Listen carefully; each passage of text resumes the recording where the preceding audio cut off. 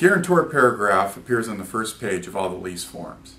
It effectively does two things. First, it notifies the readers that a guarantee of lease has been provided, and second, it gives the name of the individual or entity that is acting as a guarantor, and that's the name that gets filled in the blank.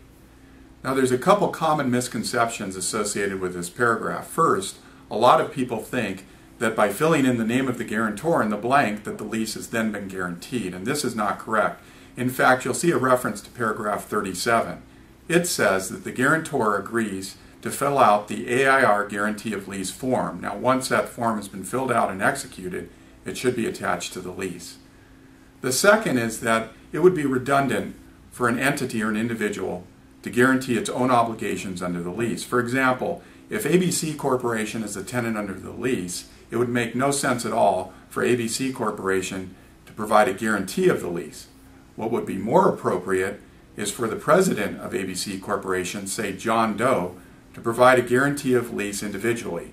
So when it came time to sign the lease, John Doe would sign on behalf of the tenant, ABC Corporation, as the president, and then provide a guarantee of lease personally or individually.